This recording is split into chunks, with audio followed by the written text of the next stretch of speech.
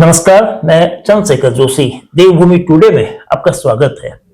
सूरजदीप सिंह की उम्र महज 19 साल है, लेकिन वह नशे के दलदल में फंस चुका है। 32 वर्ष का कर्नल सिंह हो या 42 वर्ष का गुरमीत सिंह, नशे के अवैध कारोबार के सातिर खिलाड़ी बन चुके हैं। नशे का धंधा करने वाले उत्तर प्रदेश के लखीमपुर जिले के इन तीनों नशे के धंधेबाजों को पुलिस ने दबोच लिया। तीनों आरोपियों से पुलिस और एसटीएफ यानी कि स्पेशल टास्क फोर्स ने 799 ग्राम हेरोइन बरामद की। चंपावत जिले में इससे पहले कभी इतनी बड़ी मात्रा में हेरोइन नहीं दबोची गई थी और अंतर्राष्ट्रीय बाजार में नशे के इस जहर की कीमत भी तकरीबन 2 करोड़ रुपए आकी गई है। ये हेरोइन चोर रास्तों से नेपाल भेजी जानी थी, लेकिन चौकन्नी पुलिस और एसटीएफ की टीम ने उनके मंसूबों पर पानी फेर दिया। सितारगंज टनकपुर राष्ट्रीय राजमार्ग पर बनबस्सा के पास 14 दिसंबर को बाइक सवार तीनों आरोपियों को पुलिस ने दबोच लिया। पुलिस के मुताबिक जिस गिरोह के लिए ये तीनों काम करते थे, उनके संपर्क मुंबई और गोवा जैसे राज्यों से भी थे, यानी नशे की सामग्री की सप्लाई उन राज्यों में भी होती थी।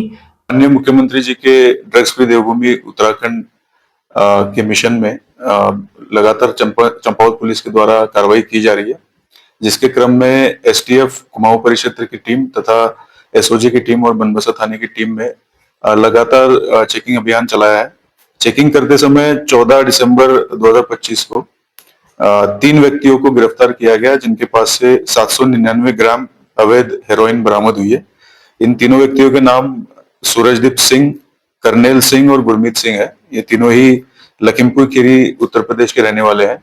ये एक अंतर्राज्यीय गिरोह है जो स्मैक सप्लाई करता है। जो पूछताछ में इनके पास से हमें जानकारी मिली है कि इनके द्वारा ये स्मैक नेपाल में बेचने के इरादे से ला रहे थे और एक अभियुक्त जिसका नाम है सतनाम सिंह, जिसका भी नाम पूछताछ में आया, जिसके विरोध में हम लोग कार्रवाई करेंगे। ये 2 करोड़ से अधिक मूल्य का पदार्थ है। यकीनन पुलिस की ये बड़ी कामयाबी है। नशे के धंधे पर तगड़ा प्रहार है।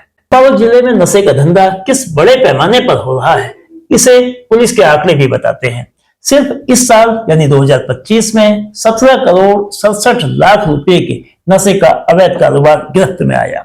नशे की तस्करी से संबंधित 87 मुकदमे दर्ज हुए हैं। इनमें चरस, हेरोइन, एमडीएमए से लेकर अफीम और नशीले इंजेक्शन तक शामिल हैं। इन 87 मामलों में 140 अभियुक्तों को गिरफ्तार भी किया जा चुका है। चंपावत में लगातार नशा तस्करों के खिलाफ कार्रवाई की जा रही है। हमारे द्वारा इस साल 87 मुकदमे पंजीकृत किए गए और 140 लोगों को गिरफ्तार किया गया है।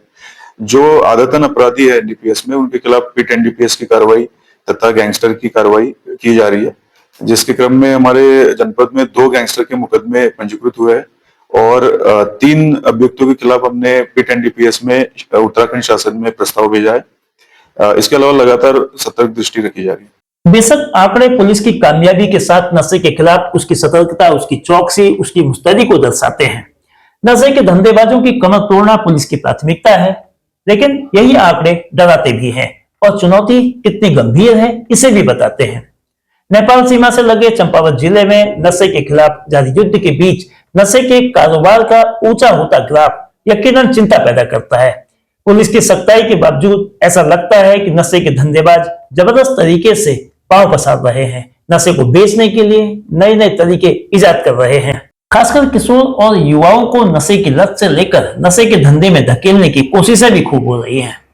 नशे के दलदल में फंसने से न केवल युवाओं का भविष्य अंधेरे के गर्त में जाएगा, बल्कि अपराध के खतरे भी बढ़ेंगे।